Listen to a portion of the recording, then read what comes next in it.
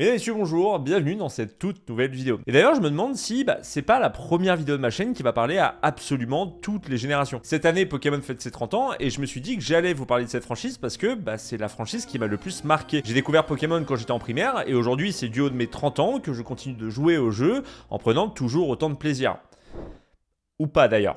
Alors du coup, j'ai fait des recherches afin de vous parler des succès autour de Pokémon, mais également des scandales autour de cette franchise, et si pour certains, ils sont connus du grand public, et bien pour d'autres, non. Ah, et également, que serait une bonne vidéo YouTube traitant de Pokémon sans une petite ouverture de booster? Et vous savez quoi? Ne perdons pas plus de temps, commençons avec la première ouverture de booster. Alors, sachez que pour la première ouverture, j'ai réussi à avoir une première édition voilà, de cartes, donc je suis super content. Et d'ailleurs, on va s'ouvrir ça directement. Alors...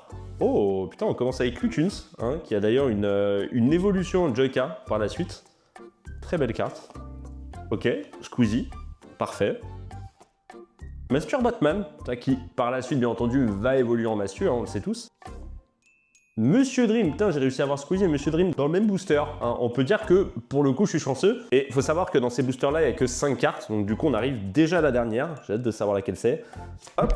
Cette vidéo est sponsorisée par Displate. Displate, c'est un site qui propose des tableaux métalliques pour tous les goûts. Avec plus de 2 millions de designs différents et passant de design de marque à des designs artistiques, et bien forcément, certains y trouveront leur bonheur. D'ailleurs, pour les fans de Call of Duty, Marvel, Star Wars ou encore DC Comics, et bien sachez que Displate les a comme partenaires. Ça permet d'avoir une grande sélection par catégorie autour de ces univers. En plus d'être imprimé dans l'Union Européenne et d'avoir un délai de 4 à 5 jours ouvrés, installer son tableau est d'une extrême facilité. Il suffit de nettoyer son mur, coller le papier de protection, coller l'aimant, et hop, vous pouvez poser votre Displate. Et en plus d'être d'une très bonne qualité, il faut savoir que le fait d'avoir un système aimanté, cela vous permettra de changer à l'infini le Displate que vous voulez mettre sur le mur. Vous sentez du côté de l'Upside Down, et bien mettez un poster de Stranger Things. Vous voulez retourner en 2015, mettez un poster de Retour vers le futur. Vous êtes un gamer fan de Portal, et bien allez-y, mettez un poster de Portal, cela ne prendra que quelques secondes. Ouais, après moi j'ai de quoi en mettre 3, mais c'est pas une compétition. Displate c'est une bonne alternative aux impressions standards sur papier ou sur toile. Et d'ailleurs maintenant, Displate propose un format Textra qui est tout simplement un format de poster avec un effet 3D, ce qui apporte plus de relief, et personnellement je trouve que ça rend le poster encore plus joli. Et d'ailleurs à l'occasion du 12e anniversaire de Displate, vous pouvez obtenir de 33% à 42% de réduction sur le site en passant par mon lien ou en utilisant mon code GIBSY. Quoi qu'il arrive, vous aurez plus de détails en description. Et bref, commençons avec le début.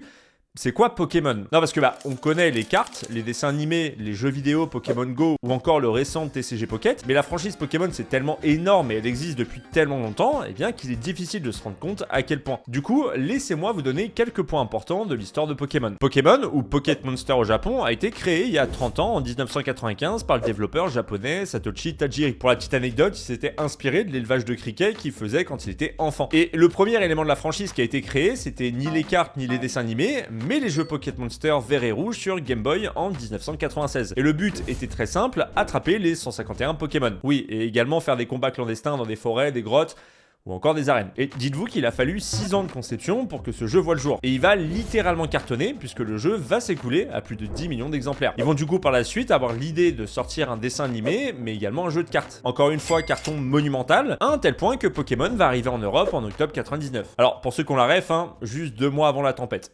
Voilà. Alors d'ailleurs je vais me permettre de glisser une petite anecdote. Savoir que mon cousin avait reçu la version bleue à son anniversaire et je me rappelle avoir passé la journée à jouer avec lui dans son jardin. Et en fait j'ai tellement aimé que j'avais demandé à mes parents d'avoir ce jeu et mes parents m'avaient pris Pokémon jaune. Voilà, c'était celui qui était sorti 1 an après. Et en fait il y a une petite particularité avec ce Pokémon jaune. Alors déjà le fait que c'était la première fois que ton Pokémon te suivait en dehors de sa Pokéball, mais aussi dans ce Pokémon tu n'as pas d'autre choix que d'avoir Pikachu comme premier Pokémon. Et le premier champion de l'arène c'est Pierre.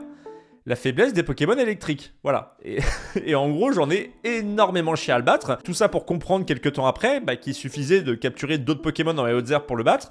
Mais voilà, j'avais passé des heures à essayer de le battre. Et en gros, ma technique, c'était d'apprendre à Pikachu vive attaque et de prier pour pas qu'il y ait de coups critiques. Et mine de rien, c'est passé. Voilà. Bon, ce qui est cool, c'est que juste après, t'as Ondine. Et là, pour le coup, tu lui exploses la gueule.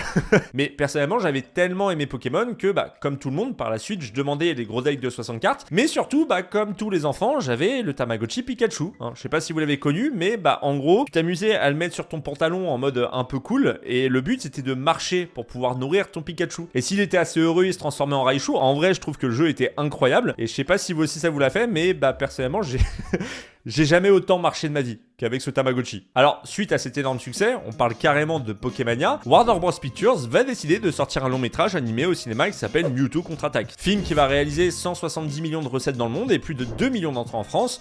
On peut dire qu'il a très bien marché. Ensuite, c'est au tout début des années 2000 que la deuxième génération de Pokémon arrive avec Pokémon Or et Argent sur Game Boy Color. D'ailleurs, débat parallèle, Kaiminus, meilleur Pokémon de la seconde gen.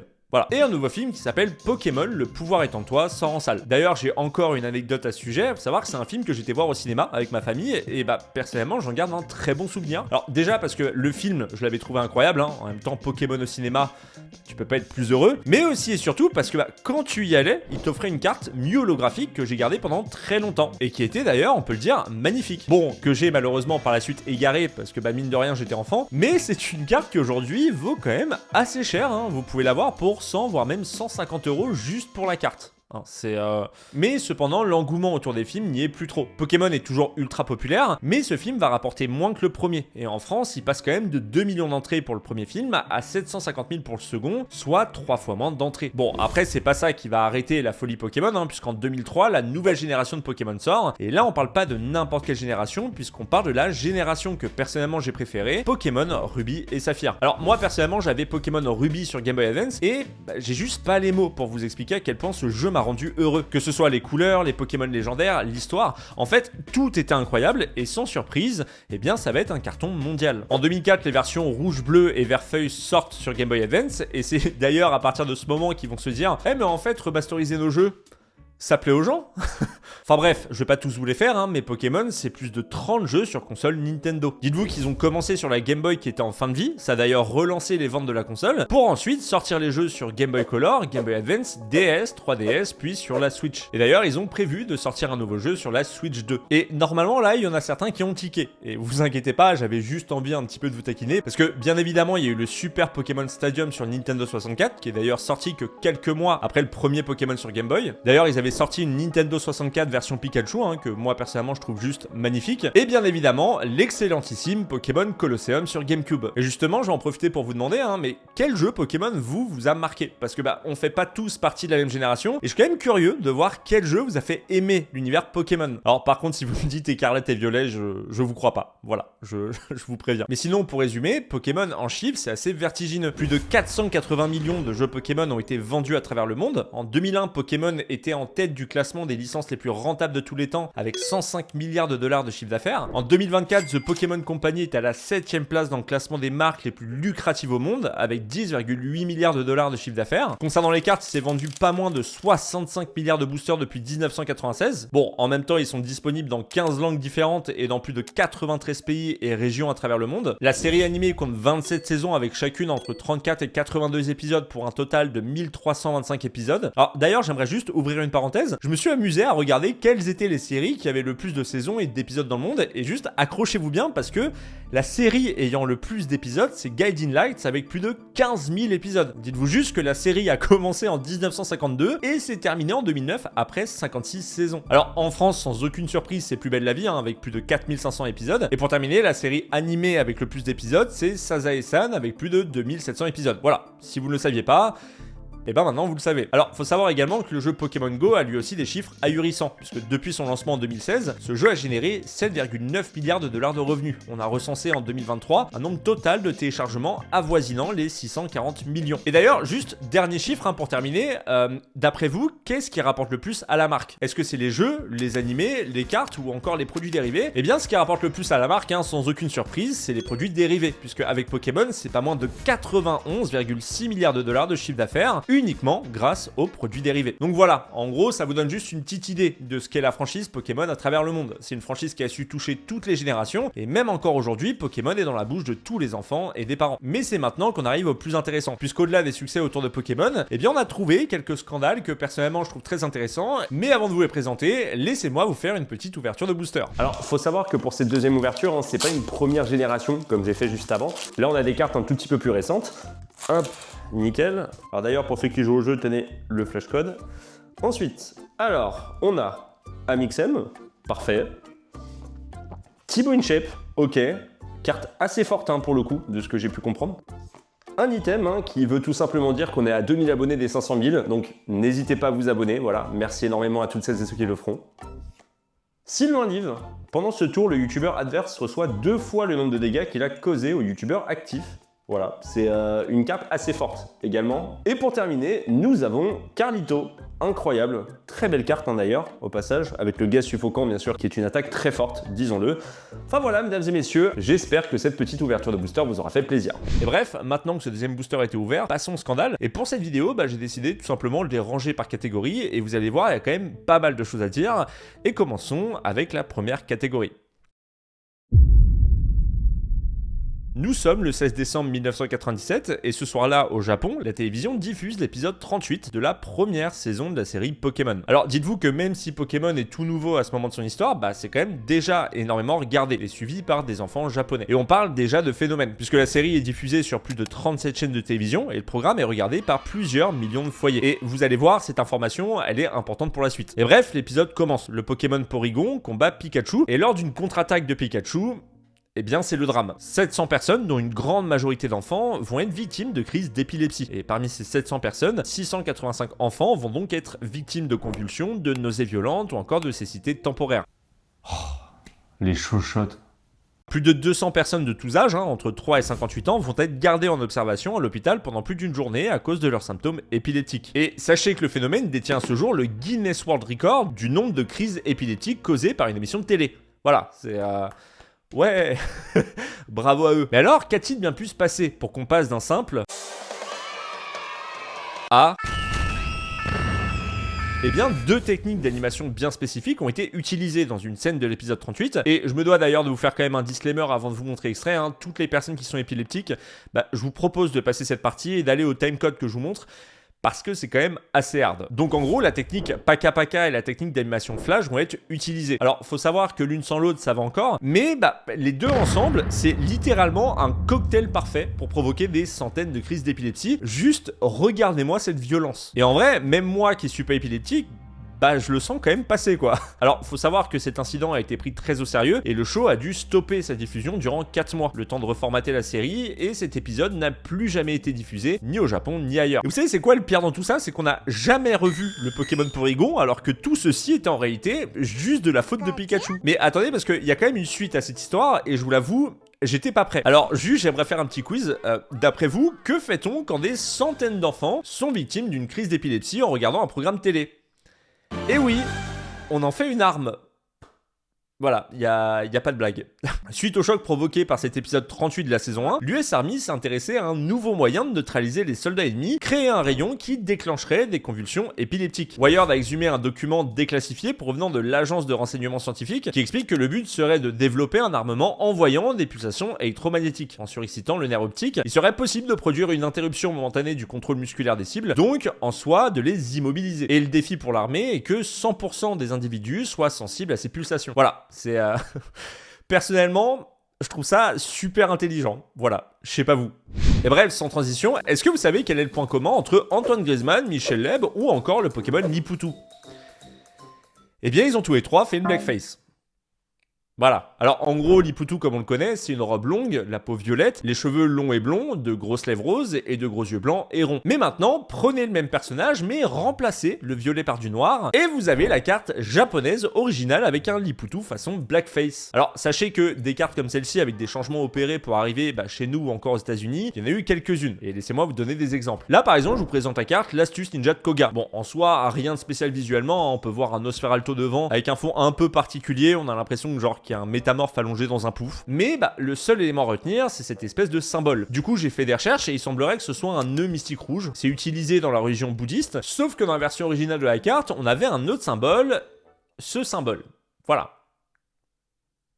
Ouais. Alors en effet, ce symbole nous fait énormément penser à la croix gammée, sauf qu'au Japon, ce symbole c'est le manji. C'est un symbole qui est utilisé dans les cultures bouddhistes, donc en soi, symbole qui existait bien avant l'Allemagne nazie. Mais bon, après vous en doutez, par souci de compréhension, vu que graphiquement c'était trop chaud, il a été remplacé chez nous par un nœud mystique. Alors il y a aussi une autre carte qui a posé problème, c'est la carte de Tadmorph. Laissez-moi vous montrer la version occidentale. Alors vous pouvez voir que sur la version occidentale, il sort d'un égout et semble regarder droit devant lui, sauf que dans la version originale, il regarde sous la jupe de l'étudiante. Alors par la suite, l'illustratrice de la version originale, Kagemaru Himeno, s'est défendue en disant qu'elle ne voulait en rien faire des yeux de tas de mort vu une intention déplacée. Mais bon, après vous en doutez, hein, c'était trop tard, les yeux ont quand même été changés. Et vous savez quoi? Une petite dernière, cette carte. Voilà, c'est... Là on dit d'aller carrément... Ouais, alors vous en doutez, hein, cette carte n'est jamais arrivée chez nous. Nous, on a eu celle-ci à la place. Et vous savez quoi? Puisqu'on parle des cartes Pokémon qui ont fait polémique, parlons maintenant de la carte, hein, celle qui a fait le plus de bruit ces dernières années, la carte la plus chère du monde, la carte Pikachu Illustrator PSA 10 de 1997, achetée par Logan Paul. Et pour être tout à fait honnête, il y a pas mal de choses à dire, mais tout d'abord... Contexte. On est après la période du C19, la crypto a explosé, le streaming sur Twitch aussi, et il y a un concept de vidéo et de live qui revient en force, les ouvertures de cartes Pokémon. Alors ce concept il existe depuis que YouTube existe, hein, David Lafarge étant le YouTuber faisant ce type d'ouverture le plus connu en France, et ça a toujours plutôt bien marché, pour une raison dont je vous parlerai plus tard. Et bref, c'est durant l'année 2021 que le célèbre YouTuber Logan Paul décide d'ouvrir des displays Pokémon en plein live. Et Logan Paul, vous le connaissez hein, si vous suivez cette chaîne, c'est un YouTuber autant aimé que détesté, et pour des raisons simples, hein, il aime le toujours plus, et arnaquer sa communauté. Voilà. Sauf qu'il faut savoir que la particularité de ce youtubeur, c'est qu'il a un ego, mais tellement poussé que lui ne va pas chercher à ouvrir des displays Pokémon d'aujourd'hui. Non, non, lui va décider d'ouvrir des displays première génération datant des années 90 d'une valeur d'environ 400 000 $. Ce sont les displays les plus chers sur ce marché totalement spéculatif et il le sait. S'il ouvre déjà ce type de display en live, ça va cartonner. Mais maintenant, imaginez, vous arrivez à avoir la Dracofeu holographique première génération qui s'est vendue aux enchères en 2021 à 400 000 $. On behalf of the Pokepets. Oh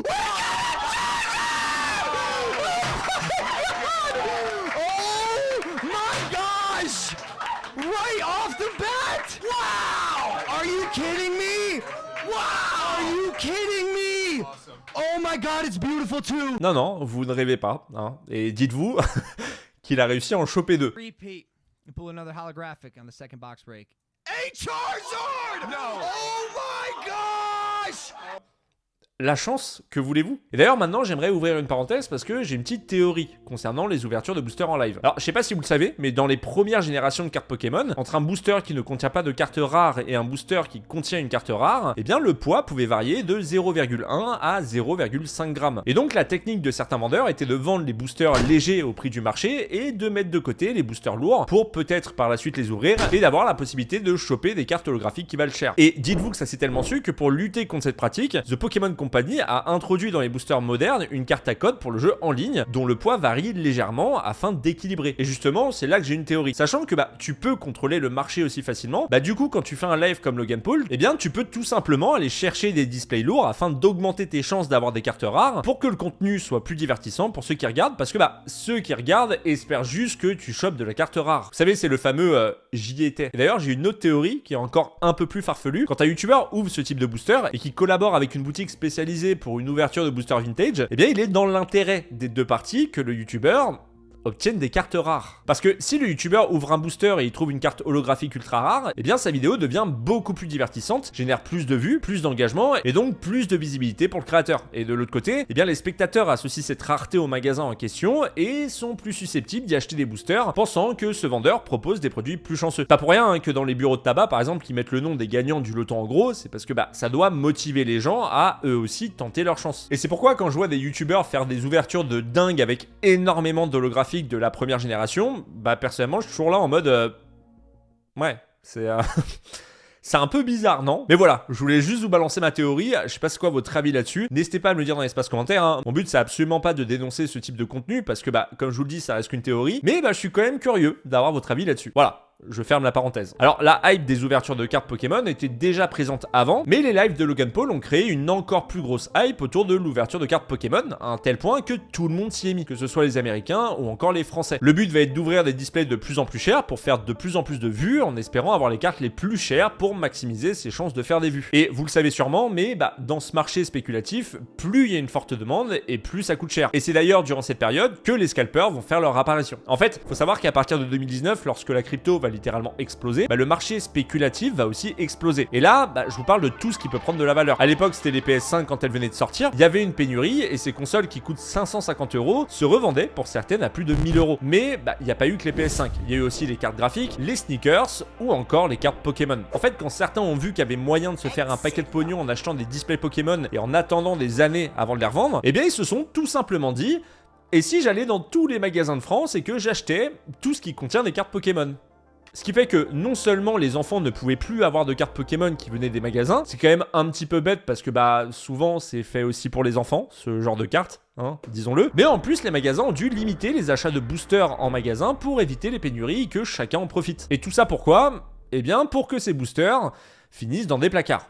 Voilà, c'est Et d'ailleurs, j'aimerais maintenant vous raconter une petite anecdote. Alors, je suis parti au Japon fin 2024 et j'étais au Pokémon Center. En gros, c'est un énorme magasin Pokémon, hein, très connu à Shibuya. Et là-bas, tu peux acheter plein de boosters Pokémon. Et ce qu'on peut dire, c'est que ça coûte vraiment pas cher. Par exemple, pour un booster de 5 cartes comme celui-ci, ça m'avait coûté aux alentours de 150 à 250 yens. Hein, donc 1 euro, 1,50 €. C'est vraiment pas cher, disons-le. Mais bah, j'ai décidé avant de partir de prendre une boîte de boosters. Voilà. Déjà pour en garder quelques-uns, parce que mine de rien, c'est quand même collector d'avoir des cartes japonaises. Mais également pour pouvoir en offrir à ma famille, et notamment à mes neveux. Alors à la base il était sous blister, et tenez-vous bien, la fille à la caisse m'annonce qu'elle doit me retirer le scellé pour éviter que je le revende. Voilà, c'est en vrai je trouve ça fou quand on y pense de dire que même au Japon maintenant, ils sont obligés de faire ça. Voilà, je sais pas ce quoi vous travaillez dessus, mais moi ça m'a surpris sur le coup. Mais faut savoir que pour Logan, juste ouvrir un display d'une valeur de 400 000 $, ça suffit pas. Lui, ce qu'il veut, c'est montrer à tout le monde que c'est le numéro 1 dans la collection de cartes Pokémon. Et c'est à ce moment-là qu'il va se mettre en tête d'acquérir la carte Pokémon la plus recherchée, la Pikachu Illustrator PSA 10. Alors pour celles et ceux qui sont pas trop familiers avec le terme PSA, hein, pour faire simple, PSA c'est la société qui expertise les cartes. Elle attribue à chaque carte une note allant de 1 à 10, hein, déterminant son état et sa valeur sur le marché. Ils vont analyser les bords de la carte, la surface en regardant s'il n'y a pas par exemple de défaut d'impression, voir si la carte est bien centrée et pour terminer les angles qui doivent être parfaits. Et si tout est parfait, eh bien la note de la carte sera 10 et forcément vous en doutez, hein, le prix sera beaucoup plus élevé que les autres. Et donc pour en revenir à Logan Paul, hein, comme il le dit dans sa vidéo, il y aurait entre 20 et 39 Pikachu Illustrator au monde. Sauf que Logan Paul il ne veut pas une de ces cartes, il veut la seule et unique PSA 10. Il finit par la trouver et c'est là que les négociations avec l'acquéreur vont commencer. Sa technique va être d'acheter une Pikachu Illustrator PSA 9 à 1 million de $ et ensuite de proposer à l'acquéreur de lui échanger en rajoutant un petit billet de 3 fois rien, hein, 4 millions de $. Voilà, l'acquéreur va finalement accepter et Logan Paul peut enfin montrer fièrement qu'il possède la carte Pokémon la plus chère au monde, soit la PSA 10 Pikachu Illustrator, pour pas moins de 5 275 000 $. Ladies and gentlemen, the moment we've all been waiting for. Oh my God, bro.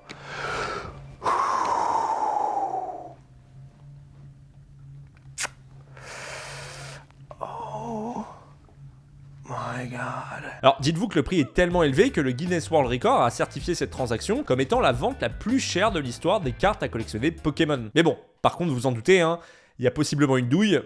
En même temps, c'est Logan Paul, j'ai envie de vous dire. Tout d'abord, des utilisateurs de chez Reddit ont pu voir que la carte n'a pas l'air si parfaite que ça. Par exemple, on peut voir que la carte a un éclat sur un coin, mais également, les marches sont imparfaites, et la carte serait légèrement de travers. Surtout que la carte est connue des collectionneurs, puisqu'on parle quand même de la carte la plus rare du monde. Il faut savoir qu'avant Logan Paul, elle a eu d'autres acquéreurs, et à l'époque, cette carte était PSA 9, avant d'être regradée avant l'acquisition de Logan Paul en PSA 10. Mais attendez, parce que la suite est encore plus drôle. En fait, il y a un truc que je trouve bizarre, c'est pourquoi dépenser aussi cher pour une carte? Enfin, je veux dire, ok, c'est la numéro 1, hein, mais on parle de rajouter 4 millions de $ entre la PSA 9 et PSA 10. Et on sait que Logan Paul, il a forcément une idée derrière la tête. Et c'est là que j'ai une question à vous poser. Est-ce que vous savez, à cette époque, quoi d'autre jouait sur la spéculation pour s'enrichir? Les NFT. Alors, je sais pas si vous savez, hein, c'était ces fameux tokens qui valaient pour certains à l'époque des millions et qui aujourd'hui n'en valent à peine que des milliers. Et bien, sachez que Logan Paul, il aime les NFT, mais tellement qu'il a décidé de mettre sa carte Pikachu Illustrator à 5 millions de $ en NFT afin de la rentabiliser. Voilà. This was a very hard decision to make, but yes, I will be listing this card on a platform that I co-founded called Liquid Marketplace. C'était vraiment très dur de prendre la décision de vendre ma carte à 5 millions de $ sur une plateforme que j'ai cofondée. Pas nous, Logan. Pas nous. Allows co-ownership of top-tier assets. So instead of one person, me owning this card, we as a collective can co-own it together. I'll also be listing it for $5 million instead of the $5.3 million I bought it for. So basically, I'll be giving you guys $300,000 discounts because everyone likes discounts. Alors là, par contre, ce qu'on peut dire, c'est que c'est une véritable fleur. Je peux acheter moins d'un pixel et en plus, je fais des économies. C'est trop gentil. And I should say this, I'll be retaining 49% ownership of the card, so I won't actually have access to it. It'll be in our vault. But if I want to wear it out to fights or a Pokemon box break, or maybe even put it in a museum one day, the community can decide if we want to do that. Alors non, hein, vous ne rêvez pas, les gens peuvent acheter un pixel de carte et en échange, Logan Paul peut garder la carte, la porter. En gros, pour faire simple, hein, il te propose juste de payer pour rien. As a collector, this was a hard decision. I would love to keep this for myself, to be honest, but the idea of a community getting to co-own it together and blowing up the platform that I co-founded, Liquid Marketplace, was way more exciting. Sauf qu'en fait, la carte, bah, il va la garder. Donc en soi, la décision, elle est très facile. Si vous voulez, en gros, pour résumer, hein, il propose juste à sa communauté de faire des dons. Voilà. Enfin bref, mesdames et messieurs, j'en ai fini avec cette histoire. Vous avez vu, c'est pas forcément un scandale à proprement parler, hein, mais bah, je considère quand même que c'en est un, hein, parce que bah, comme souvent avec Logan Paul, ça se finit avec un projet bancal de NFT, sans compter le fait que montrer que tu achètes la carte 5 millions de dollars pour faire gonfler les prix dans ce milieu spéculatif, bah, tu sens quand même la douille arriver. Surtout que beaucoup de collectionneurs ont tapé le seum, parce que bah, mine de rien, Logan a fait gonfler directement les prix des cartes, et donc rendre la chasse à la collection beaucoup plus complexe. Et il y a aussi un truc dont je vous ai pas vraiment parlé, mais Logan Paul a eu des soucis avec des achats de cartes, hein, notamment un moment où il a acheté pour 3,5 millions de dollars de display qui s'avérait des fausses. Et en fait, pour moi, dès qu'on voit Logan Paul réaliser quelque chose, il faut toujours se demander où se trouve la douille. Voilà. Alors, avant d'entrer dans le vif du sujet, laissez-moi vous parler d'un terme que vous connaissez sûrement, le gambling. Alors, le gambling ou encore jeu de hasard existe depuis des millénaires et sous plein de formes différentes. Ça peut être des machines à sous, des jeux de cartes tels que le blackjack, des paris sportifs, le loto, en bref, tout ce qui repose sur la mise d'argent dans les sports de gagner plus, souvent avec une part importante de hasard. Et le gambling, tout le monde en fait et pourtant c'est un sujet qui fait énormément débat. Et pourquoi ? Eh bien, en un mot, la dépendance. Cet espoir de gain va créer en toi une dépendance qui va te pousser à toujours miser plus. Et si au début, le plaisir de jouer est bien réel, et bien plus le temps passe, et plus plaisir de jouer va se transformer en besoin. Et c'est là que tu vas entrer dans un cercle vicieux. Plus tu vas jouer, et plus tu vas perdre. Plus tu vas perdre, et plus tu vas avoir besoin de te refaire pour ne pas avoir l'impression de perdre. Et donc, naturellement, tu vas rejouer des sommes de plus en plus importantes. Et au fil du temps, cette dépendance va te créer de l'anxiété, de la dépression, un isolement social, mais surtout, ça va te créer des dettes. Et d'ailleurs, le cas recensé de joueurs ayant le plus perdu, c'est Harry Kakavas, un agent immobilier australien. Il aurait perdu près de 1 milliard de dollars australiens, soit environ 650 millions d'euros dans les casinos et notamment au Crown Casino de Melbourne. Et dites-vous que selon un rapport de la commission de santé publique du Lancet, il y aurait pas moins de 450 millions de personnes dans le monde qui seraient dépendantes au gambling. Et si je vous parle de ça, c'est parce que durant ces 15 dernières années, on a été confronté à du gambling sur YouTube. Alors, des formes différentes de gambling, hein, mais bah, du gambling quand même. Et comme premier exemple, je pourrais vous parler des case opening CSGO, où le concept est simple, tu reçois une caisse dans le jeu, tu payes 2 € la clé pour ouvrir la caisse, avec un espoir de gain à la clé. Les skins se revendent sur le Steam Market, et forcément, bah, plus le skin est rare, et plus ça se revend cher. Et d'ailleurs, le skin le plus cher vendu publiquement sur CS, c'est l'AK-47 StatTrak Factory New Blue Gem, qui a été vendu en 2024 à 1 million de dollars. Alors, on a pu y voir au fur et à mesure du temps une recrudescence de vidéos case opening de CSGO sur YouTube, et des youtubeurs ont commencé à promouvoir des sites autour des case opening. Je pense notamment à SkinHub, Lcase ou encore DatDrop. Et ce type de promotion est aussi simple, hein. Le youtubeur ouvre des caisses en vidéo, il met un lien en description et il pousse sa communauté à dépenser de l'argent pour également ouvrir des caisses avec un espoir de gagner un skin qui vaut plus cher que le prix de la boîte. En deuxième exemple, et celui-ci pour le coup je trouve vraiment incroyable parce qu'ils ont réussi à créer un pay to win dans leur jeu, Call of Duty Advanced Warfare. Alors ce jeu était génial parce que tu pouvais ouvrir des caisses pour avoir des skins d'armes. Bon, il fallait quand même payer pour ouvrir ces caisses dans la majorité des cas. Et si t'avais de la chance, tu pouvais tomber sur des armes avec des meilleures statistiques. Voilà, c'est...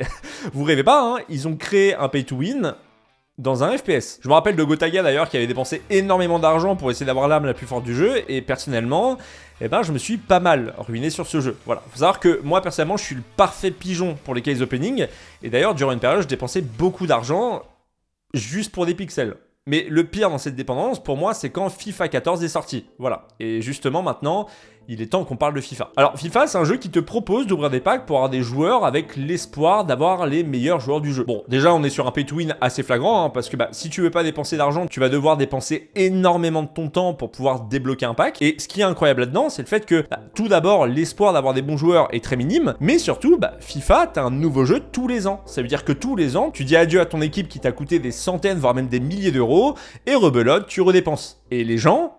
bah ça leur va en fait. Le jeu en ligne il est explosé, il y a même plein de gens qui soupçonnent le fait que le jeu il est plus ou moins truqué avec des techniques de script, mais bah chaque année ils payent 80 balles le jeu et mettent pour la plupart des centaines d'euros dedans. Et personnellement j'ai vécu ça une seule fois, c'était avec FIFA 14. Voilà. Alors je sais pas pourquoi mais à l'époque je suivais les sidemen parce qu'ils faisaient énormément de pack opening et en les voyant constamment gagner, bah du coup ça me donnait aussi envie de gagner. Mais ce que je veux dire dans tout ça c'est que en soi bah, c'est pas une honte d'être dépendant et ça peut arriver à n'importe qui. Et la dépendance peut arriver aujourd'hui encore plus vite avec l'arrivée des youtubeurs et des streamers parce que bah, inconsciemment les youtubeurs et les streamers poussent leur communauté à la dépendance. En fait quand un créateur de contenu va faire un pack opening, peu importe le jeu, bah, c'est comme s'il jouait aux machines à sous. Et si le créateur gagne, il y a des chances que certains de leur communauté se disent bah moi aussi je veux gagner, donc du coup je vais dépenser de l'argent. Et d'ailleurs bah, quand vous regardez les contenus autour de ces case opening, c'est exactement dans le même style que les machines à sous. Tu mets sur le titre et la miniature ton meilleur gain, et plus le gain sera gros, et plus tu feras des vues. Mais en soi, bah, pourquoi je vous parle de tout ça? Et bah simplement parce que les cartes Pokémon utilisent les mêmes mécaniques que le gambling. Tu payes pour avoir une chance d'avoir une carte rare, qui en plus bien souvent se revend plus cher que le booster que tu as payé, donc rentabilité. C'est aléatoire puisque tu ne sais pas sur quelle carte tu vas tomber. Et pour terminer, bah, comme il y a cet aléatoire avec l'espoir de gagner une belle carte, et bien l'ouverture est très rapidement addictive puisqu'elle est excitante et sécrète du coup l'hormone du plaisir qui est la dopamine. Et d'ailleurs en faisant des recherches, je me suis rendu compte que cette inquiétude autour des cartes date de 1999 où une action collective a été intentée aux États-Unis contre Nintendo et d'autres entreprises alléguant que les boosters constituaient une forme de loterie et encourageaient le jeu chez les enfants. Et il y a eu d'ailleurs des faits divers assez fous autour des cartes. Il y a eu par exemple des cas d'enfants âgés de 9 à 15 ans qui faisaient usage de la violence physique ou encore du vol à étalage pour se procurer des cartes Pokémon. D'ailleurs certaines cartes rares pouvaient se négocier autour des 100 $. Et à Long Island en 1999, un enfant de 11 ans a même poignardé un de ses camarades qui essayait de lui voler ses cartes. Et en fait je voulais juste profiter de cette vidéo pour faire un peu de prévention. Personnellement cette dépendance je l'ai eu, et même avec les cartes Pokémon, et ce qu'on peut dire c'est que bah, ça coûte vite très cher, et le fait de voir des créateurs partager leurs meilleurs gains va peut-être vous pousser à vous dire que vous aussi vous pouvez avoir cette chance et donc acheter à votre tour des boosters. Et en fait j'ai juste un conseil à vous donner même s'il reste bateau.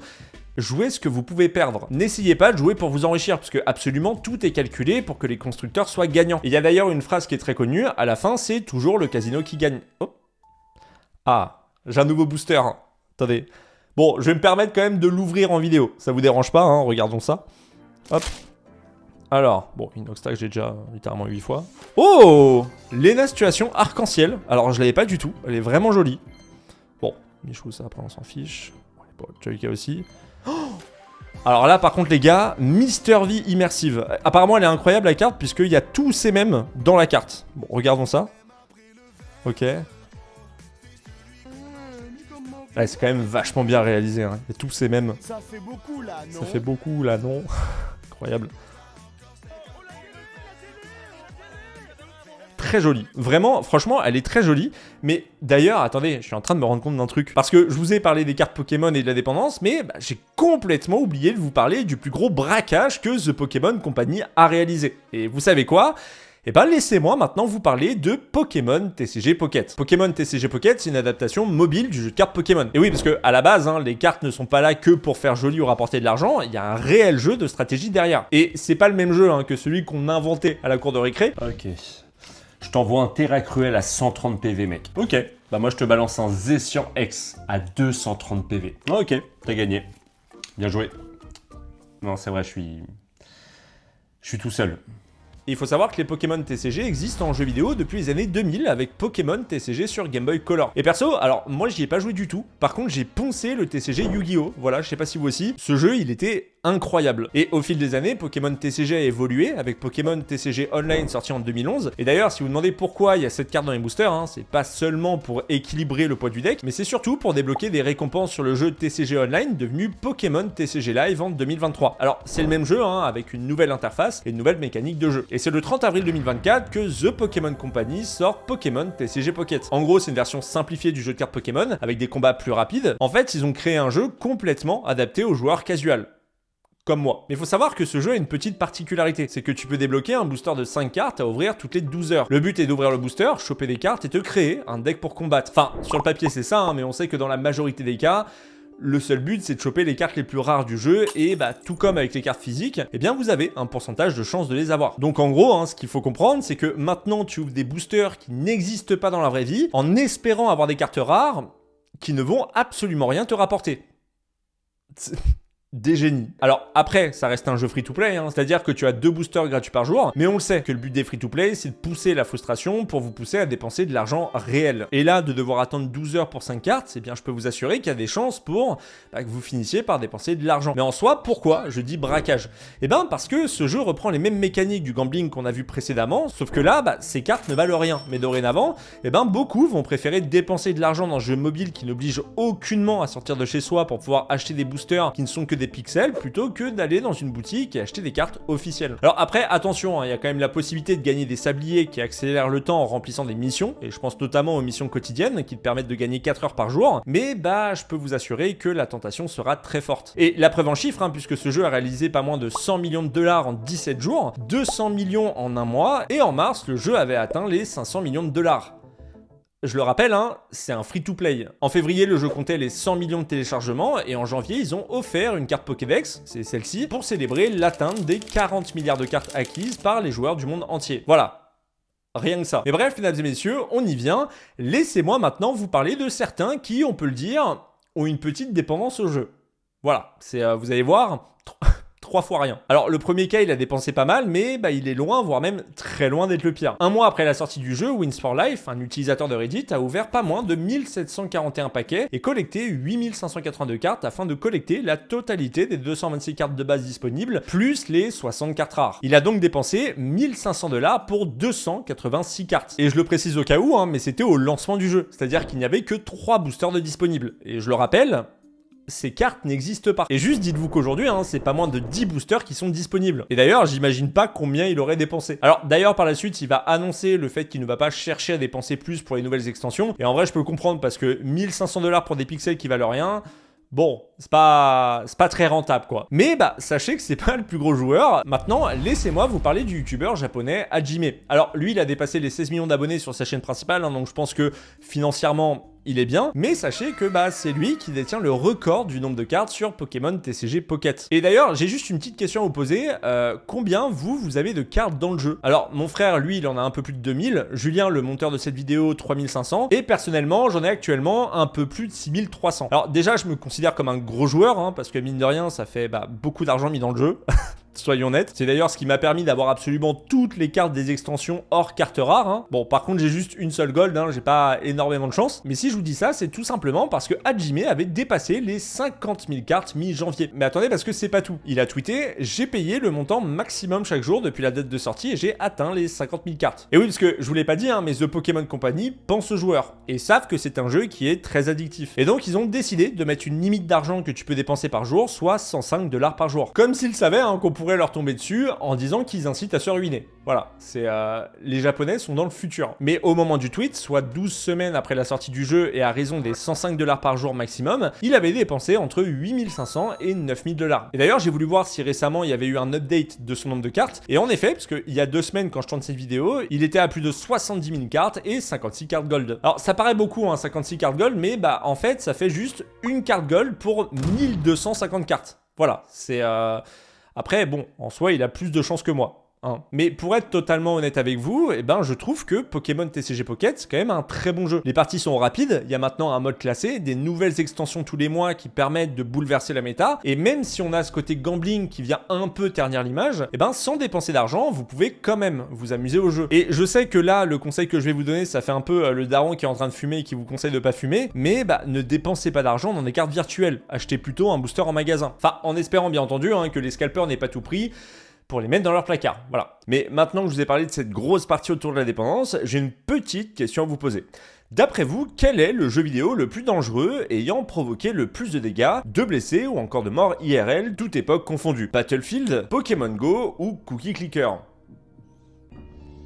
Perdu, il s'agissait de Pokémon Go. Alors, en étudiant les chiffres concernant les accidents de la roue du comté de Tippecanoe dans l'Indiana aux États-Unis, sur les 148 jours suivant l'introduction du jeu, Maria Faccio et John McConnell ont noté une hausse inhabituelle du nombre d'accidents de voitures, de blessés et de morts. Plus 145 632 accidents, plus 29 370 blessés pour 256 morts. Et niveau dégâts matériels, ça se compte entre 5,2 et 25,5 millions de $, ce qui ferait, à l'échelle nationale, un total compris entre 2 et 7,3 milliards de $. $. Bref, parlons maintenant de l'un des jeux sur téléphone les plus téléchargés de l'histoire des jeux sur téléphone, et on parle quand même de 650 millions de téléchargements au 27 février 2017. Parlons maintenant un peu de Pokémon Go. Bon, déjà pour celles et ceux qui ne connaissent pas, c'est quoi Pokémon Go? En gros, Pokémon Go, c'est un jeu mobile en réalité augmentée développé par Niantic, sorti en 2016. Il invite les joueurs à se déplacer dans le monde réel pour capturer des Pokémon virtuels qui apparaissent via leur téléphone. Et ce qui est cool avec ce jeu, eh bien, c'est qu'il utilise le GPS et la caméra du téléphone pour superposer les Pokémon à l'environnement réel. Et il arrivait donc souvent que vous baladiez en ville et que vous voyez un raz-de-marée humain juste là pour choper par exemple un Tortank. Les joueurs peuvent également combattre dans des arènes, faire éclore des œufs en marchant, participer à des événements communautaires et échanger des Pokémon entre eux. Et il faut savoir que Pokémon Go a fait sortir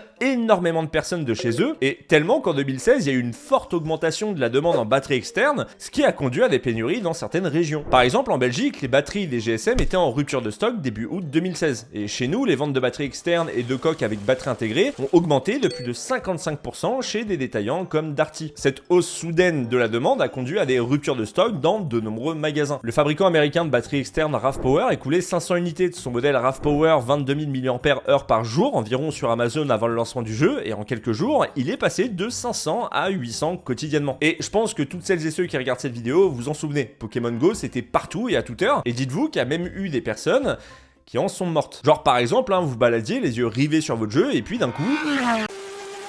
Alors, des personnes mortes de cette façon, il y en a eu plus d'un, et on va parler d'ici quelques minutes. Et en fait, il y a tellement de choses à dire concernant Pokémon Go que j'aurais pu lui consacrer une vidéo de 2 heures, à lui tout seul. Mais bon, pour les besoins de cette vidéo, j'ai préféré condenser tout ça et se concentrer sur l'essentiel. Et vous allez voir que côté scandale et faits divers, il y en a eu quand même pas mal. Et vous savez quoi? On va quand même commencer par les bonnes nouvelles, les bonnes actions, comme ça on y va tranquille. Et commençons avec les falaises de roches basaltiques de Tojimbo, un endroit reculé du département de Fukui au Japon. Et d'ailleurs, je m'excuse par avance si je prononce mal les noms, mais vous allez voir, il y en a quand même qui sont pas mal techniques. Habituellement, ce lieu est tristement célèbre car il a pour réputation d'être un haut lieu du sud au Japon. Comme nous le rapporte cet article de 20 minutes, les pires années, jusqu'à 25 personnes y viennent pour mettre fin à leur jour. Et fait très intéressant, durant les 3 premiers mois de 2017, l'endroit n'a recensé aucun suicide. Et les autorités locales ont attribué cette stat au succès du jeu Pokémon Go. Dès la sortie de l'application fin juillet 2016, la presse locale avait rapporté l'afflux de joueurs venant planter leur tente sur les lieux, illuminés la nuit par les écrans de smartphones des dresseurs de Pokémon venus attraper des créatures rares grâce à la géolocalisation et la réalité augmentée. À en croire Yukio Shig, un policier à la retraite à l'origine d'une association qui patrouille dans les alentours pour prévenir des suicides, 12 personnes sont venues en finir en 2015, puis 14 en 2016. Mais cette année, en 2017, aucun suicide n'a été recensé. Alors, dans les bonnes nouvelles, il y a aussi les joueurs qui ont retrouvé une personne disparue dans un parc de l'Ardèche en 2016. En gros, début août 2016, aux alentours de 21h30, un homme a alerté la gendarmerie en expliquant que sa femme, 60 ans à l'époque, avait disparu depuis le début de l'après-midi et qu'elle était fortement alcoolisée. La gendarmerie s'était donc mise à sa recherche, mais impossible de mettre la main sur elle. Et c'est autour de 23h que des chasseurs de Pokémon ont aperçu une femme, ivre et désorientée, qui était empêtrée dans les branchages. Ils sont allés la rejoindre, ont contacté les gendarmes et elle a pu rentrer chez elle. Alors, il y a aussi une autre histoire que je trouve assez cocasse, écoutez bien. Un jeune Autrichien qui jouait tranquillement à Pokémon Go s'est retrouvé lors d'une chasse à l'arrière d'un jardin, sauf que ce jardin abritait plusieurs plantes de cannabis qui poussaient dans une serre. Il a donc appelé la police et le propriétaire de 50 ans a été mis en garde à vue. Alors, juste aller en garde à vue à 50 piges parce qu'un gosse qui chassait un ratata est arrivé en douce dans ton jardin, elle est quand même drôle l'histoire. Alors en vrai, des faits divers comme celui-ci, on a quand même pas mal, mais ma préférée reste quand même la dernière que je vais vous raconter. Des clubs de striptease abritaient des Pokéstops qui étaient accessibles depuis l'extérieur, mais si les joueurs voulaient capturer les Pokémon à l'intérieur, ils devaient payer un supplément. Voilà, c'est une belle morale pour la jeunesse. Yes. Alors maintenant que je vous ai parlé du positif, passons à du moins drôle. Et d'ailleurs j'ai décidé de nommer cette partie inconscience et manque de respect. Et comme premier exemple, quoi de mieux pour respecter des millions de morts que d'aller chasser des Pokémon à Auschwitz. Ouais, c'est tout va bien. Alors, laissez-moi vous lire la déclaration de Paweł Sawicki, porte-parole du camp d'Auschwitz-Birkenau. Nous avons envoyé mardi une lettre à la société Niantic demandant de supprimer la géolocalisation du camp sur l'application. Nous jugeons ce genre de pratique déplacée. C'est ici que des milliers de gens ont souffert, des Juifs, des Polonais, des Roms, des Russes et d'autres nations. Nous voulons sensibiliser d'une manière générale tous les producteurs de jeux au respect de la mémoire des victimes de ce plus grand camp de la mort nazi de la Seconde Guerre mondiale. Et d'ailleurs, notons juste l'indécence du journal Le Point qui finit son article sur ce sujet par « Ce jeu fait fureur dans le monde entier ». Voilà, c'est un petit peu limite quoi. Et sachez d'ailleurs qu'Auschwitz-Birkenau n'est pas le seul lieu au patrimoine funeste à avoir été la cible de joueurs de Pokémon Go. Le musée de l'Holocauste de Washington avait lui aussi été la cible de joueurs quelques semaines avant Auschwitz-Birkenau. Dites-vous carrément que le musée de l'Holocauste de Washington, c'était devenu un Pokéstop. 3 Pokéstops étaient associés à différentes parties du musée. Alors pour celles et ceux qui sont pas familiers avec le jeu Pokémon Go, en fait un Pokéstop c'est un endroit sur la carte du jeu où tu peux aller récupérer des cadeaux comme par exemple des Pokéballs ou encore des potions. Et dites-vous qu'il y a même une image qui a circulé sur le net. Bon après on n'a jamais su si elle était vraie ou non, hein, mais bah ça nous montrait un joueur rencontrant le Pokémon Smogo. Et pour ceux qui ne le connaissent pas, c'est juste un Pokémon qui émet un gaz toxique. Et il aurait été vu devant le panneau indiquant l'auditorium Elena Rubinstein du musée. Et en fait, cet auditorium présente juste les témoignages de juifs ayant survécu aux chambres à gaz. Au Cambodge également, le musée du génocide Tuol Sleng a été cible de joueurs de Pokémon Go avant qu'ils ne prennent la décision de bannir le jeu. Nagasaki, devenu un lieu de commémoration des victimes du bombardement atomique de 1945, eh bien a décidé de faire la même chose. Mais également le suaire de Douaumont, un monument érigé en hommage aux soldats tués lors de la bataille de Verdun. Alors en vrai là on vient de voir des joueurs sans respect, hein, ceux qui pensent qu'ils peuvent chasser du Pokémon n'importe où, mais sachez qu'il existe une autre catégorie de joueurs, ceux qui ont cru qu'ils pouvaient en chasser n'importe où. Sauf que là, je vais vous parler de zones dangereuses où c'est littéralement leur santé qui va être mise en péril. La Tokyo Electric Power Company Holdings avait pris des dispositions pour éviter toute intrusion sur la zone radioactive interdite de l'ancienne centrale nucléaire japonaise Fukushima, vu qu'au moins un Pokémon avait été découvert sur place. Les responsables avaient aussitôt contacté Niantic, le développeur du jeu, afin de retirer les Pokémon apparaissant dans et autour des zones touchées par la catastrophe nucléaire. Alors après, je vous l'accorde, hein, aucun joueur de Pokémon Go s'était rendu sur place pour chasser du Pokémon alors qu'il y en avait, mais est-ce que vous savez pourquoi ils ont dû prendre la décision de fermer le site de Fukushima aux Pokémon? Eh bien parce que début juillet 2016, 3 adolescents américains ont eu la merveilleuse idée d'aller chasser du Pokémon sur le terrain de la centrale nucléaire de Perry dans l'état d'Ohio aux États-Unis. Et je peux pas m'empêcher de me dire qu'il y a forcément un moment où tu vas prendre du recul pour te dire, est-ce que je suis pas allé un peu trop loin? Non, parce que des exemples comme ceux-là, où des joueurs deviennent complètement stupides pour juste attraper des Pokémon, il y en a des tas. Par exemple, aux Pays-Bas, ProRail, la compagnie ferroviaire nationale, avait demandé à exclure les lignes ferroviaires du jeu parce que certains joueurs prenaient le risque de finir écrasés par un train pour attraper un Pokémon. En 2016, le youtubeur russe Ruslan Sokolovski a été arrêté pour avoir joué à Pokémon Go dans une église orthodoxe à Ekaterinbourg, en Russie. Il a filmé et diffusé sa chasse sur YouTube, et en mai 2017, il a été condamné à 3 ans de prison et 6 mois avec sursis pour incitation à la haine et atteinte aux sentiments des croyants. Alors après, la question qu'on peut se poser, c'est pourquoi une peine aussi forte pour un simple youtubeur qui joue un jeu dans une église? Eh bien parce que cette vidéo a servi de prétexte pour engager des poursuites à son encontre. Le ministère public a passé au crible ce qu'il avait mis en ligne précédemment, portant ainsi à 17 le total de vidéos incriminantes. Ruslan Sokolovski a été déclaré coupable en vertu de l'article 282 et de l'article 148 du code pénal russe. L'article 282, durci en 2016, sert fréquemment à poursuivre des détracteurs du régime et d'autres dissidents. Et d'ailleurs, faut savoir que ce fait divers concernant Pokémon Go a été évoqué avec une certaine dérision dans un épisode des Simpsons, et cet épisode a été censuré en Russie. Voilà, c'est le hasard. Donc en gros, si on récapitule, les musées, les rails de train, les lieux sacrés tels que le mémorial du 11 septembre à New York, mais aussi les casernes de pompiers, le champ de bataille en Irak en combattant Daesh, au bord de falaises, mais aussi dans la cage d'un tigre. Voilà, c'est... Alors, autant pour certains, je veux bien mettre ça sur le compte de l'inattention, mais alors là, par contre, je vois pas. C'est...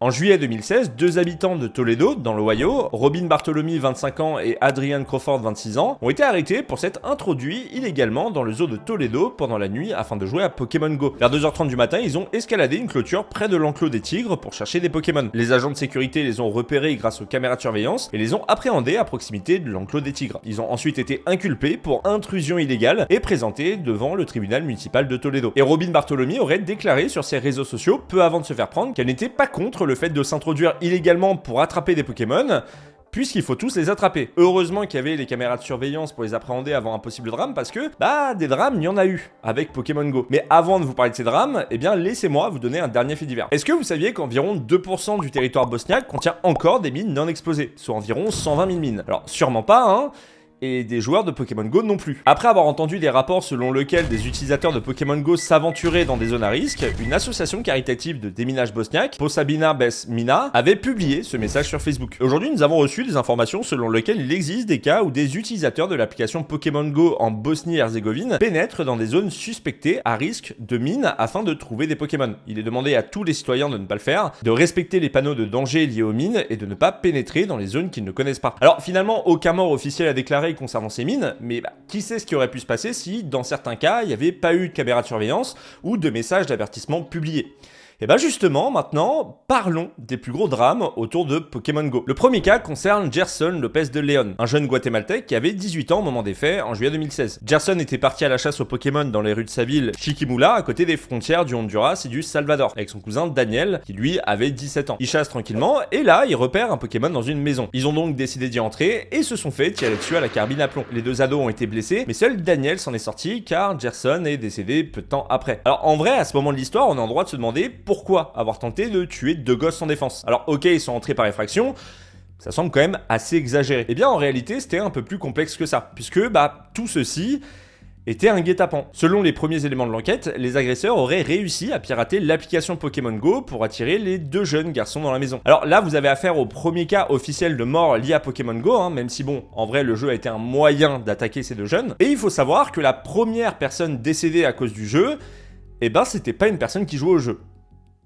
Ouais. Ce drame s'est déroulé au Japon en 2016. Kayoko Igawa, 60 ans, et Sakiko Nakanishi, 72 ans, se baladaient à Tokushima, au Japon, et c'est au moment de traverser la route sur un passage piéton, vers 19h30, que le drame s'est produit. Elles ont toutes les deux été percutées par Kenji Go, un homme de 39 ans qui conduisait sa voiture tout en jouant à Pokémon Go. Sakiko, la femme de 72 ans, est décédée, et Kayoko a été grièvement blessée. Le conducteur a fini par avouer qu'il ne regardait pas la route devant lui. Il était totalement absorbé par le jeu, et écoutez bien, il les a percutés parce qu'il cherchait dans son Pokédex quelles étaient les créatures qui devait encore capturer. Alors ce drame s'est déroulé le 23 août 2016 et le drame suivant s'est produit à peine 2-3 jours plus tard. Là c'est un chauffeur de taxi cette fois-ci qui, après avoir joué au jeu un peu trop longtemps au volant de sa voiture, a voulu mettre son téléphone à charger et n'a pas vu une jeune femme de 29 ans qui traversait la rue. Juste avant, je jouais à Pokémon Go et j'allais charger mon téléphone. Et quand j'ai détourné le regard, c'est à ce moment-là que c'est arrivé. Et la jeune femme est malheureusement morte sur le coup. Le 26 octobre 2016, un chauffeur de camion avait tué Keta Noritake, un jeune garçon de 9 ans qui rentrait à l'école. Nobusuke Kawae, 36 ans, a été accusé et reconnu coupable de conduite négligente ayant entraîné la mort. Et en vrai, ce que je trouve horrible dans ces histoires, outre le fait que ce sont des drames humains qui touchent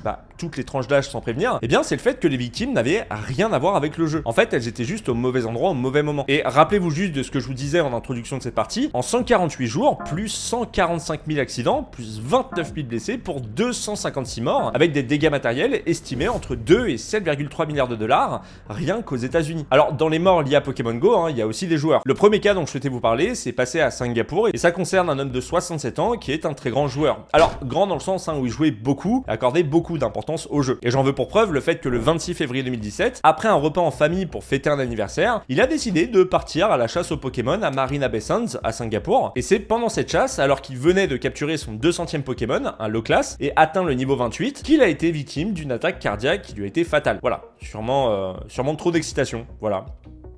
Après, c'est un low class aussi. Alors, autre personne décédée en 2016, mais là, c'est vraiment un cas à part parce que, encore aujourd'hui, on sait toujours pas ce qui a pu bien se passer ce samedi 6 août 2016. Calvin Riley, un étudiant à Stockton et joueur espoir prometteur du baseball de 20 ans, a été tué par balle aux alentours de 22h alors qu'il jouait à Pokémon Go près de l'Aquatic Park à San Francisco. Et en fait, le plus surprenant dans cette affaire qui est toujours pas résolue, c'est le fait que ni son téléphone, ni son portefeuille ont été volés. Un ami à lui n'était pas très loin lorsqu'il a entendu le coup de feu, mais le temps de s'approcher, il n'y avait plus que Calvin et il était déjà mort. Une récompense de 110 000 $ a même été mis en place contre toute information menant à l'arrestation et à la condamnation du tueur, mais malheureusement, près de 9 ans après, toujours aucune piste. Et vous savez quoi? Maintenant, j'aimerais bien faire un peu redescendre le morbide. Et du coup, j'ai envie de passer à un autre type de joueurs, ceux qui l'ont bien cherché, mais qui s'en sont quand même tirés. Alors en vrai, j'ai pas des tonnes d'exemples, mais en vrai, il y en a un que j'aime bien, c'est celui de deux hommes de 21 et 22 ans en juillet 2016 qui chassaient des Pokémon. Bon, jusque-là on est ok, mais ils ont ensuite décidé de franchir une clôture sur laquelle il était écrit que c'était une zone interdite car des panneaux avertissaient de l'instabilité des falaises. Et vous en doutez,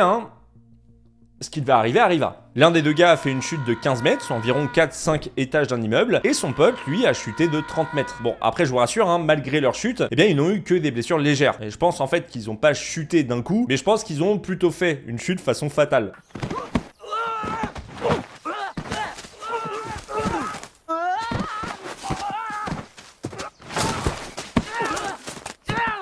Sinon, un autre cas, celui de Sheila Wiggins, 19 ans de Riverton dans le Wyoming en 2016. Elle, pour le coup, elle est pas morte, elle n'a pas non plus eu d'accident lié au jeu, mais en voulant chasser des Pokémon de type eau, elle s'est approchée d'une rivière et s'est retrouvée nez à nez avec un corps flottant dans la Wind River, dans sa ville natale. J'ai essayé d'attraper un Pokémon dans une source d'eau naturelle. Je marchais vers le pont qui longe la rive quand j'ai vu quelque chose dans l'eau. J'ai dû y regarder à 2 fois et j'ai réalisé que c'était un corps. Et dites-vous juste que Pokémon Go, n'était disponible que depuis 2 jours. Les autorités locales, notamment le bureau du shérif du comté de Fremont, ont ouvert une enquête sur la mort de l'homme et les premières constatations suggéraient une noyade accidentelle, sans preuve évidente d'actes criminels. Et en vrai, pour conclure, je trouve ça juste dingue qu'il y ait eu autant d'incidents pour un jeu dont le but n'est absolument pas la violence. On capture juste des Pokémon. Et bref, mesdames et messieurs, ainsi s'achève cette vidéo. J'espère sincèrement qu'elle vous a plu. Je vous avoue, c'est la vidéo qui a demandé forcément le plus de temps, puisque c'est la vidéo la plus longue de la chaîne, hein. Je n'ai aucun doute là-dessus, vu le nombre de pages d'écriture et le temps de tournage. J'espère d'ailleurs que ça s'est pas trop vu que j'ai tourné des jours différents. Voilà. En tout cas, si vous avez aimé cette vidéo, eh bien, je vous invite sincèrement à vous abonner à la chaîne. Voilà, on est bientôt 500 000. Merci énormément à toutes celles et ceux qui le feront. Merci encore une fois à Displate, hein, qui sponsorise cette vidéo. N'hésitez pas à cliquer sur le lien en description pour profiter de réductions. Encore une fois, merci à tous. Moi, je vous dis à très bientôt. Prenez soin de vous. Profitez de la vie. C'était Sir Gibbsy.